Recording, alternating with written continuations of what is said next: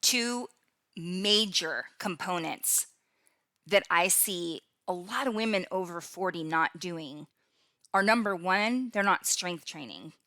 And number two, they're not eating enough protein. And the deal is, if you want to dramatically boost your health, or if you want to get in better shape physically, you got to build lean muscle. And you cannot do that if you're not eating enough protein consistently.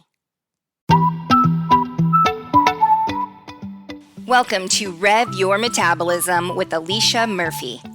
I'm Alicia, your host, creator of Stress Monkey Fitness, the REV method, and your go-to health coach for being super fit and unstoppable after 40.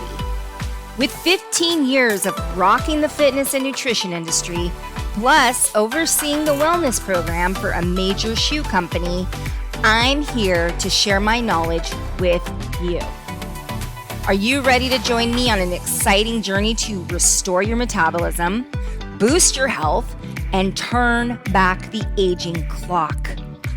On this podcast, we'll unlock the secrets to boundless energy, burning more fat naturally, and feeling confident in your own skin.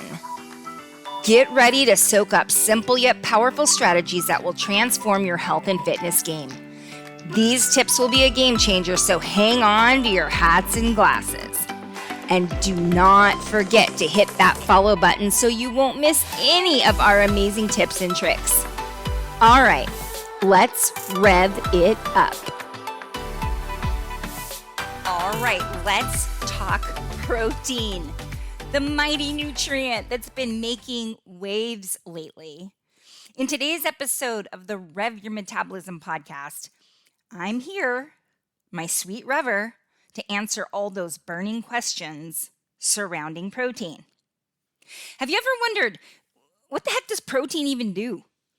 Or how do I know how much protein I need? Or I get this one a lot. Alicia, how am I supposed to get enough protein in one day? Well, buckle up, Buttercup, because I'm diving deep into those questions and more. Get ready for a protein-packed discussion that will leave you armed with knowledge and actionable tips so you can fuel your body right, because the type of food you eat absolutely does matter. All right, here's our twist, and you should know this by now, Rever. Let's make it a walking chat, right? We're going to walk and talk, so throw on some comfy walking shoes. Join me for a stroll. We're going to delve into this game-changing topic, because it really is a game changer. And exercise for the body, nourishment for the mind. It's a win-win. I mean, what more can you ask for? Oh, yeah. And I haven't forgotten about you, because I've prepared a special treat just for you, a downloadable cheat sheet called Example Days of Getting Enough Protein. Bam! It's going to be your go-to resource. Just going to help you see what a day would look like. I have a few different grams of protein. So I think there's a 100-gram day. I put 120-gram day, 140-gram day, just so you can kind of get an idea of what it would look like. And then it's going to ensure that you're going to meet your protein goals like a total boss. So you're going to be able to get that at stressmonkey.com. Remember, monkey is spelled E-E rather than E-Y. So you're going to go stressmonkey.com / is that / or just /? You know what I mean. Protein. Stressmonkey.com / protein. But you know what would be even easier? If you just scroll to the show notes, whatever podcast platform you're listening to this on, go to the show notes, and I'm going to have it linked up for you. So much easier. And you just click the link. Okay, are you ready to unlock the power of protein, boost your metabolism, and level up your health journey? All right, so here we go. Let's start our walking chat. I'm going to change the protein game together. And spoiler alert, this is major. So listen up, because the two biggest areas where I see, I don't even want to just say women over 40, people over 40. The two biggest areas that they're lacking is they're either not strength training at all, or they're not properly strength training, and they're not eating enough protein. And the thing is, you can't build lean muscle if you're not eating enough protein. Okay, so I really hope that you'll listen up, because if your goal is to boost your health, if your goal is to change the way your body looks physically, then you absolutely have to build lean muscle. All right? Okay. I'm sitting here looking out my window as I'm talking to you, and there's a lot going on today. Tree trimmers are out front. We got painters out front. It's just a lot. But anyways, okay. So here we go. We're going to talk about what is protein exactly. A little sciencey, but I'm going to make it very simple. We're going to talk about protein's job in the body, because I want you to fully understand this so that you are very inspired to start to get enough protein. Once you realize how critical and crucial it is for not only your health, but also the way your body looks and the way your body performs. Is that the right word? You got to get enough protein. All right. We're going to talk cool things about protein, and we're going to talk about how much do you need, how to fit protein into your day. I'm going to give you some examples of some high protein foods. And I'll also even tell you a couple of ideas for protein rich meals, and something I call a protein blast for when you absolutely need a little help to reach your protein goals for the day. All right. So here's just a little fun tidbit. The word protein is Greek, and it comes from the word proteos. Proteos means primary or first rank. And the word protein has been used since 1883. I don't know, I just thought that was kind of interesting. So what is protein exactly? Well, here is the very sciencey definition. It's large and complex molecules consisting of amino acids that are essential for living cells. So this is what I want you to think when you hear, when somebody says, what is protein? I just want you to remember amino acids. Can you do that? Amino acids. Okay, guess what it's time for? That's right. You're so smart. It's time for fact or fiction. Okay, fact or fiction. Protein exists in every one of the trillions of cells in the human body. Without it, no life could exist. Approximately 5% of the body is protein. Is that fact or fiction? Approximately 5% of the body is protein. Fact or fiction? That's fiction. Approximately 18 to 20% of the body is protein. I know, right? So, right there, that right there should tell you how important protein is. What is protein's job in the body? Well, it has a lot of jobs, actually. And while carbs and fat can be used as fuel sources, protein is used a little bit differently. So, again, I'm going to do an episode dedicated to carbs and an episode dedicated to fat. So I'm not going to get in that too much here. And protein can be used as energy source, but it's a different mechanism. So basically it goes like this. Carbs, when we eat carbs, they eventually turn into something called glucose that can be used as an energy source for the body. And then fat can become something called ketones, as in the keto diet, right? So the body can use fat as an energy source as well. All right, hope that makes sense. So here is, I was just going to tell you this, but I think it's kind of fun. Here is another fact or fiction. I know, man, right away, right? I hope you like these. If you like these, you should let me know. All right, so fact or fiction? Can the liver make glucose from amino acids in the absence of carbohydrates. So I guess I need to word that differently. Is this a fact? The liver can create glucose from amino acids in the absence of carbs. Is that fact or fiction? Yep, that is fact.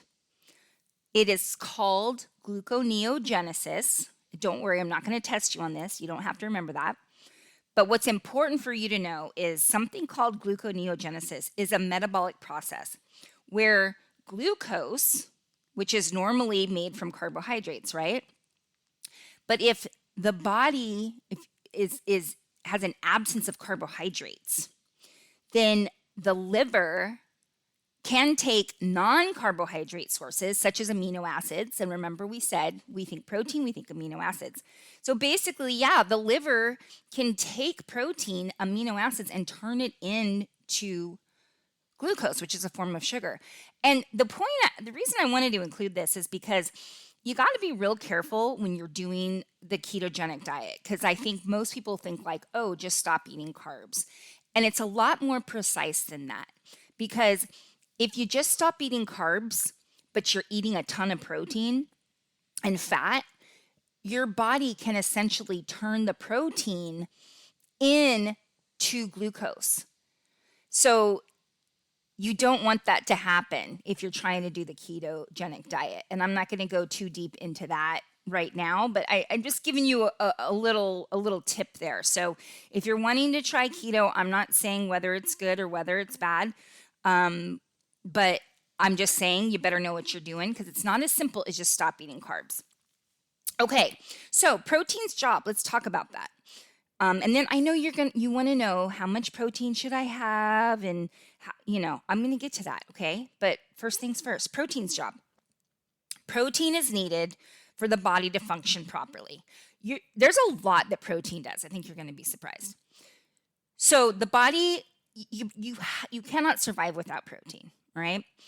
Amino acids, and that's protein. Remember, that comes from protein. Amino acids build and repair muscles and bones. Amino acids make some hormones and enzymes. Protein provides our cells with structure and support. Protein is responsible for growing and healing.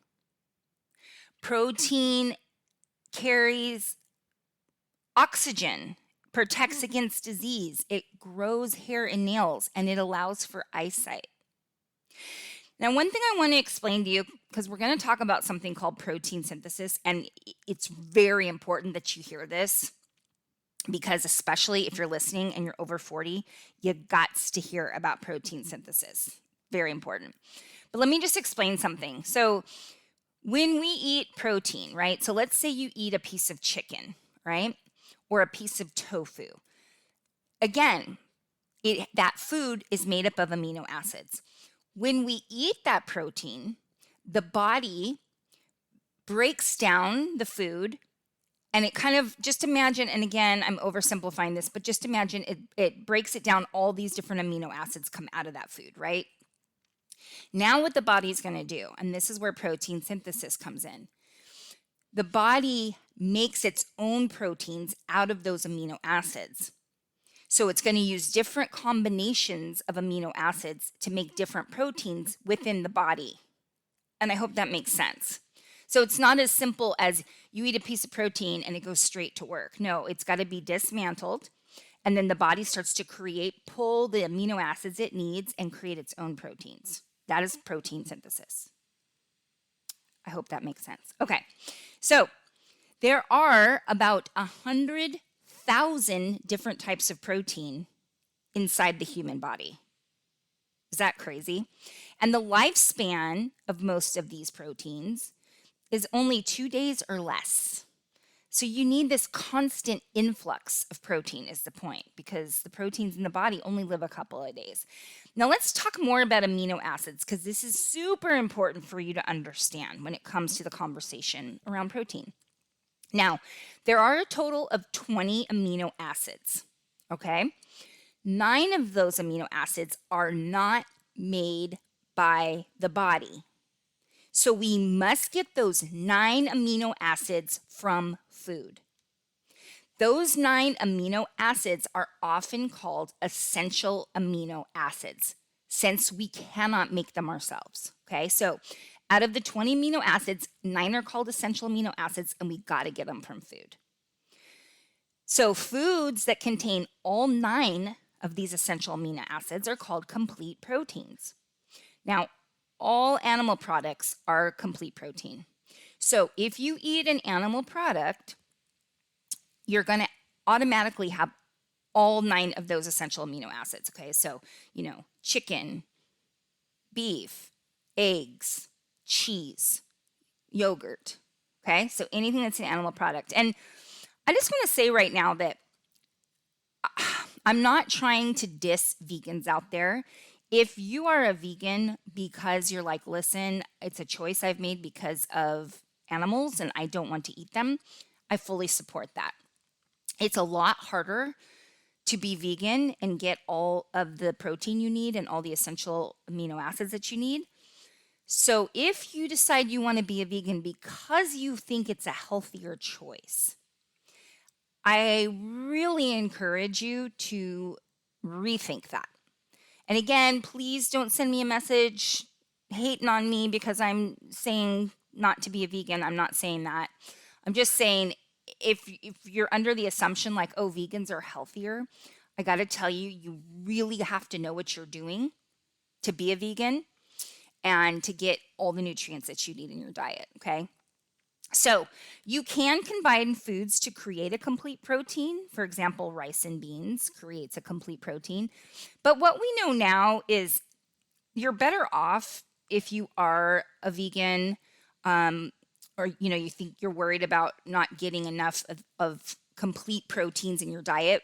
Just eat a diverse source of plant-based proteins, because it's not about sitting down and eating all 9 amino acids at once that's so important. It's just overall getting them. So I'm talking to you vegans and vegetarians out there, just making sure that you're eating a diverse source of plant proteins so that you're getting all the amino acids that you need. So here's some examples of plant-based complete proteins. Okay, so these proteins are plant-based, but they do contain all 9 essential amino acids. So quinoa, soybeans, so that would include tofu, buckwheat, hemp, chia seeds, spirulina, and tempeh. All right, so those are all complete amino acids, or complete proteins, sorry. They contain all 9 amino acids. All right, moving on. BCAAs. Now, this is something that people who are wanting to bulk up, you may have heard of them, bulk up more, gain some more muscle take.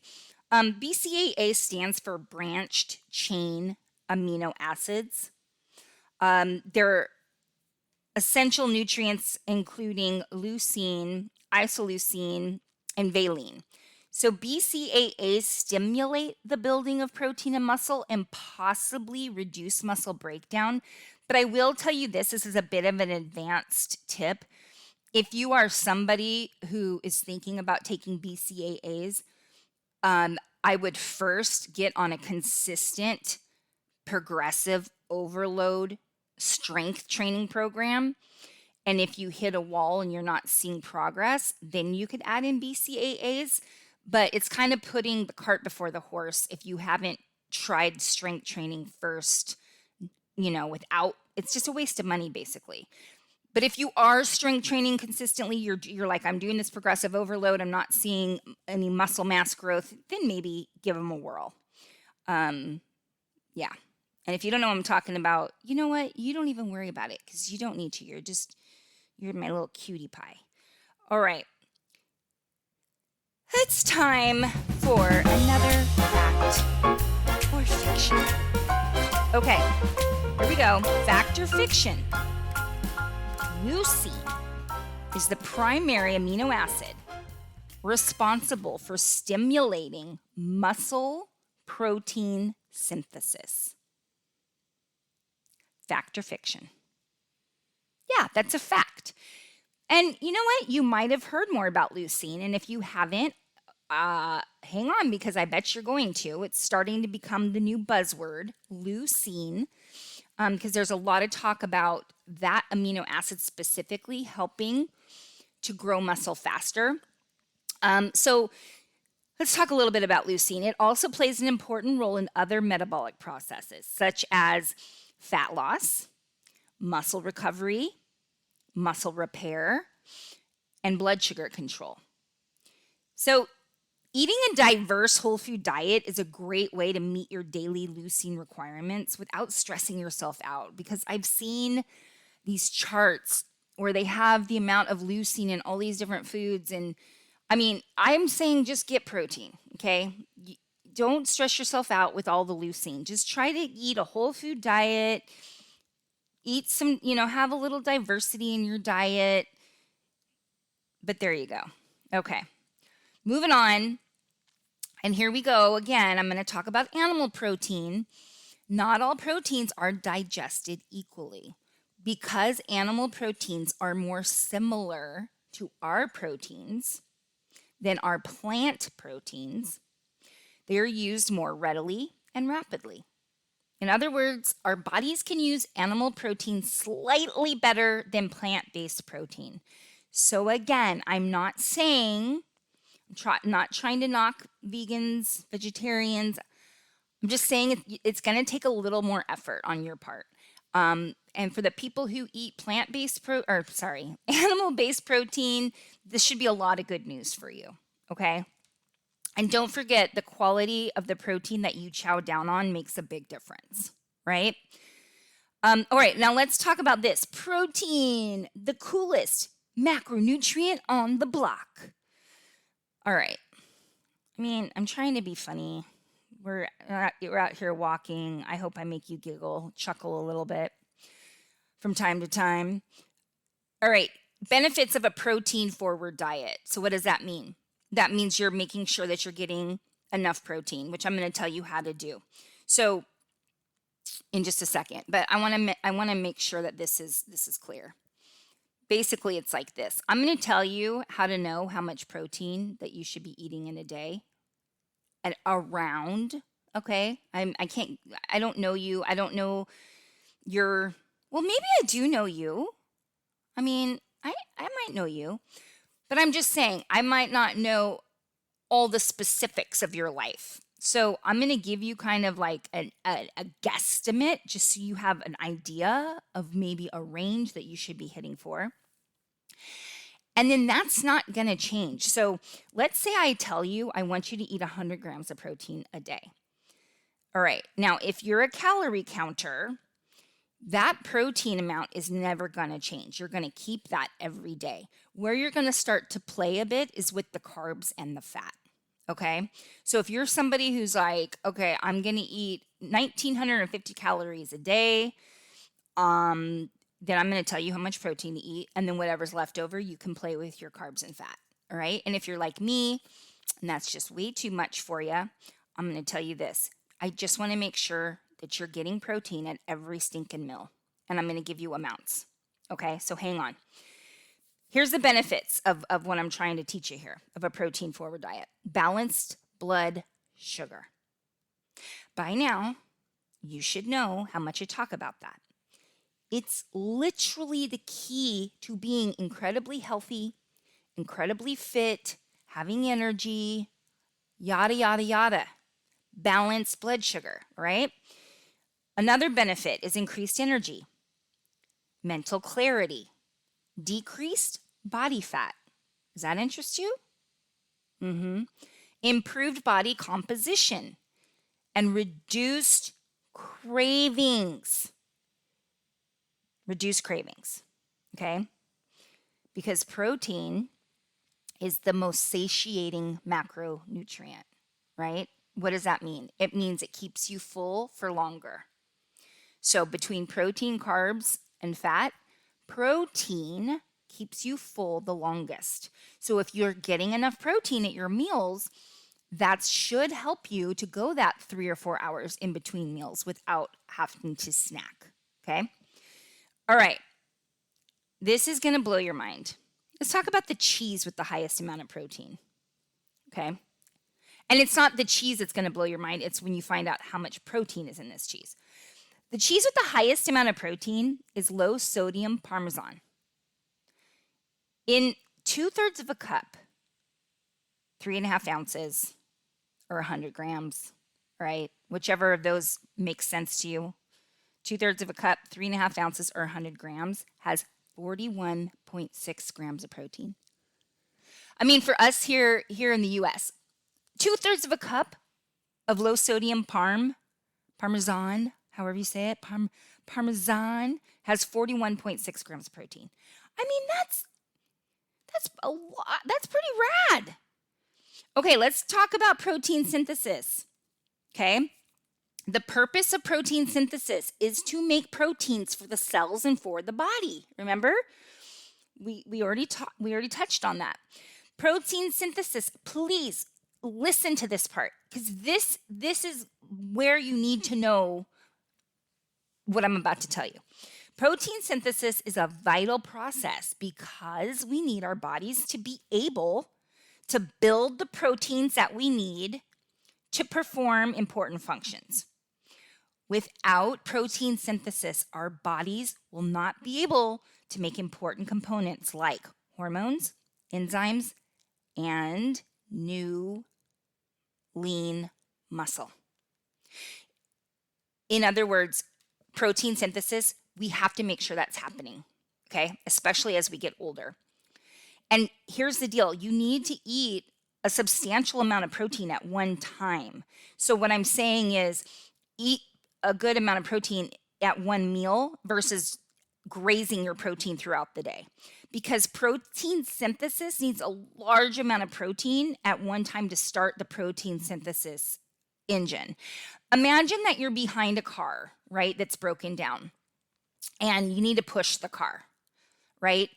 And your amount of effort pushing the car, we're going to equal to the amount of protein. So if you're just barely pushing on the car, meaning you're eating just a little bit of protein, that's not going to get the car moving.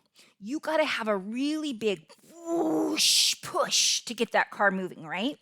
Same thing with protein synthesis. You want to get that protein synthesis fire revved up, then you got to have a good amount of protein at once. So it has been proposed that muscle protein synthesis is maximized in young adults with an intake of about 20 to 25 grams of high quality protein. So, and I'm not talking about children, let me be very specific, young adults, okay? So, I'm going to say probably, late teens through your 20s, maybe even in your early 30s, 20 to 25 grams can get that at one sitting, can get that engine fired up, protein synthesis. Children, I don't know the exact amount here, and I'm not an expert on this, but I'm going to say it's probably more like 8 grams to 10 grams. So don't go thinking, don't go make your kid eat a ton of protein at once. Their bodies are very good at protein synthesis with not a whole lot. But as we age, our body becomes less efficient at protein synthesis. So it takes more protein to get that protein synthesis engine fired up, much more than it did when we were younger. 40 grams of protein per meal is not a bad idea for most adults over 35 to 40 years old. Did you hear what I just said? And I know you're sitting over there going, 40 grams? That's a lot. Well, if you eat animal protein, it's not that hard to do. And again, if you're a vegan or a vegetarian, it's doable. It's just going to take a little more work on your part, okay? So I would really shoot, I usually tell people aim for 30 to 50 grams of protein in each meal, because then it kind of, an average of that balances out to about 40. But in a second, I'm going to tell you some high protein foods, and you can see that it's totally doable.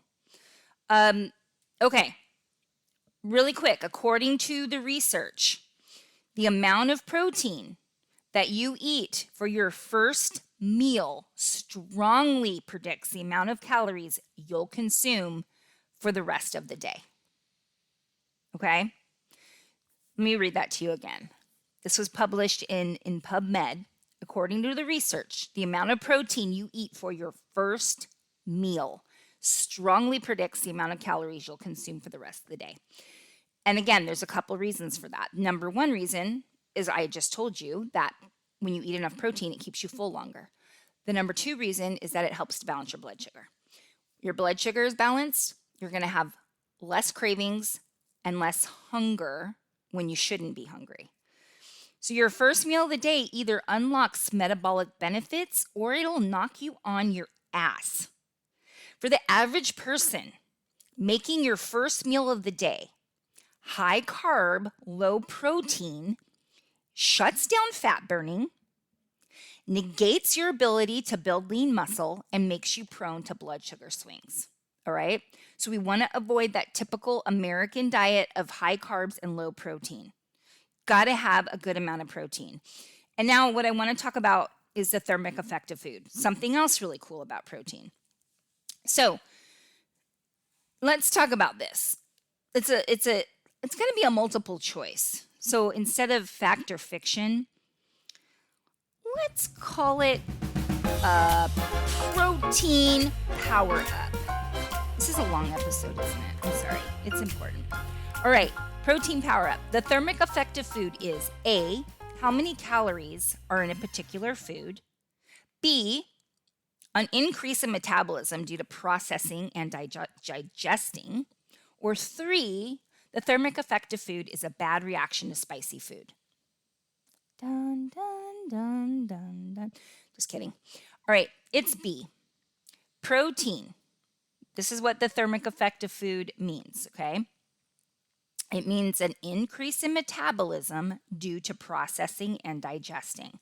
Protein tops the charts as the most thermic macronutrient, with approximately 25 to 30% of the calories you consume from protein being used for digestion and metabolism.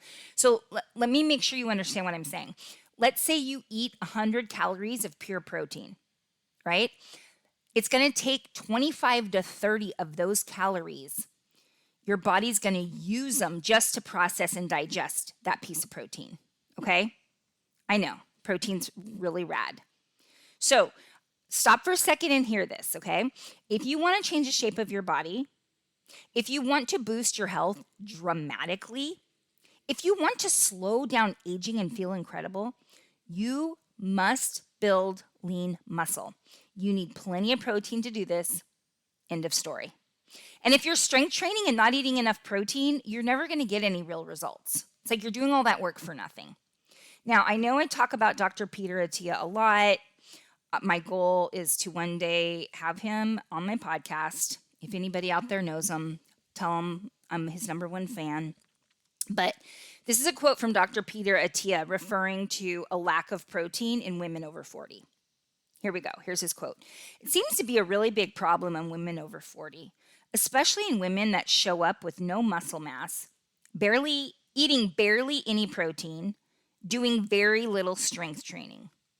To me, that is a recipe for a shorter life, but more importantly, a lower quality of life. And again, Dr. Peter Attia, he is a practicing physician, but he's also a longevity expert. He has his own podcast called The Drive, and his book is out called Outlive, and it's fantastic. I just did a commercial for Dr. Peter Attia. All right, here we go. The moment you've all been waiting for. How much protein do I need, Alicia? Well, I'm gonna break it down like this. I say, how much do you want to weigh? Not how much do you weigh. How much do you want to weigh? So let's say your goal weight is 150 pounds. Then I say 1 gram for every pound you want to weigh. So that would be 150 grams of protein per day. If it's way far from where you are now, so if you have no idea how much protein you eat in a day, I would suggest tracking your grams of protein for a few days just to get an idea of where you're at now. And if you're nowhere near where you should be, I suggest just start with 100 grams per day. Okay? So you're going to aim for 30 to 40 grams at each meal. You could have up to 60 grams, by the way. And it can't, here's a little side note. It can be pretty difficult if you're practicing time restricted eating. So that's just a little side note. Okay. And the way I do it, I eat breakfast kind of mid-morning, around 9-ish. And I try to get about 60 grams, 50 to 60 grams of protein. And then with dinner, same thing. Get about 50 to 60 grams of protein. So right there, I'm at, usually about 100 to 120 grams. And then midday, I have a snack. So like around 2-ish, I'll make sure I have a snack that's about 30 to 40 grams of protein. And that's how I do it. So how do you fit enough protein into your day? Well, the first thing I'm going to say, let me tell you, and don't forget, go get that sheet that I created for you that gives you examples of what your day could look like. Stressmonkey.com/protein. www.stressmonkey.com/protein. All right, that was me talking in a weird voice. Or just go to the show notes and click the link. It's so easy. All right, but here, let me tell you, first of all, I'm going to tell you some examples of some high protein foods. But I will say this. If you're having trouble getting enough protein at each meal, there's something that I teach my clients called a protein blast. And I tell them to think of protein as a supplement. So they will literally just take some protein powder.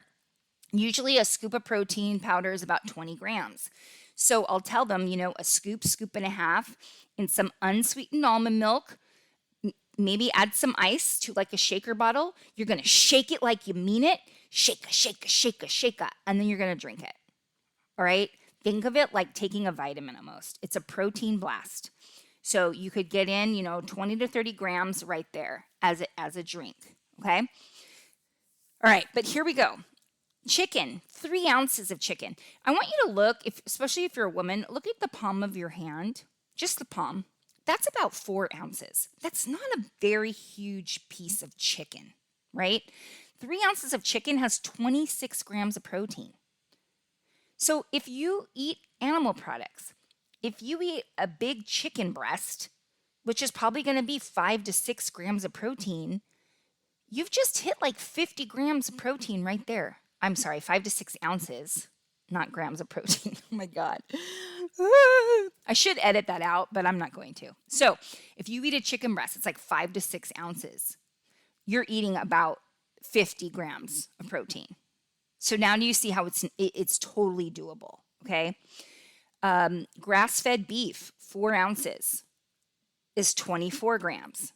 So it's not that far off from chicken. Let's see.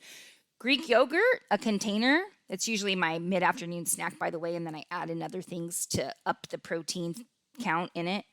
That's 20 grams for a container of Greek yogurt. Edamame, 1 cup, has 18 grams. Let's see, I'm looking through my list here of different ideas here. We've got lentils, and a half a cup is 9 grams. But that's also got a lot of fiber, so that's a good one. Let's see, I'm trying to find something for my vegan friends out there. Okay, let's just move on here. But I do want to mention something really quick.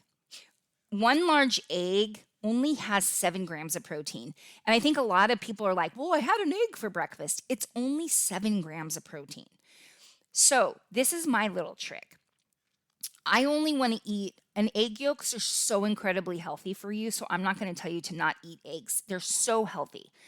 What I do is I'll take 1 egg, sometimes 2, the whole egg, and then I also cook them with a whole bunch of egg whites. Because 3 tablespoons of egg whites, which is not that much, has 5 grams. So if you're adding a whole bunch of egg whites, you can easily get that up to, 20 or 30 grams of protein. Is this making sense to you? All right. So I've told you how much you should be eating, what you want to weigh, that many grams per day. Given you some examples of some high protein foods. I taught you how to do the protein blast. So let me give you an example of a day of 140 grams of protein. And when I tell you this, you're going to be like, oh my gosh, that sounds so easy. So here we go. Get ready for this. For breakfast, you have protein oatmeal, which is a half a cup of oats with 1 cup of unsweetened almond milk or unsweetened coconut milk and a scoop of protein powder. That's 35 grams of protein, okay? Does that sound crazy? Hard to do? No. Lunch, we're going to have a turkey BLT. We're going to have 2 slices of turkey, a slice of Swiss cheese, a slice of bacon, 2 slices of Dave's Killer Bread, lettuce, and tomato. That's 34 grams. Okay. Then we're going to have a snack around 3-ish. We're going to have a protein bar, and it has 20 grams of protein in it. Bam. Okay. Then we're going to have dinner. We're going to have 6 ounces of salmon and a half a cup of edamame, and that's 51 grams of protein. I just told you how to eat 140 grams of protein. Did that sound too crazy? No, it's totally doable. So before you head out, Rever, I want to tell you, I have some very exciting news coming up. You're going to want to hear, because I'm going to be launching an amazing program in January. It's going to help kick the year off right. It's called the Total Body Reset. It's a 21-day program.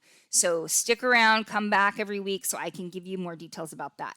Also, listen, let's create this awesome community and get the word out there, teach people how to rev their metabolism. If you could please leave me a review or a rating, it just helps to get this podcast out in front of more people. But I want to tell you, thank you so much, my sweet Rever, for being here. I love our walks together, and I know this was a longer episode, but promise you, this is very important for you to know about, okay?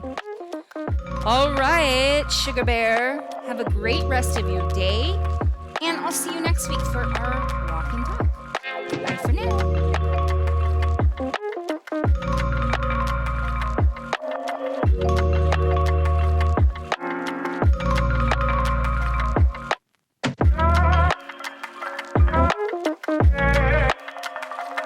I've got a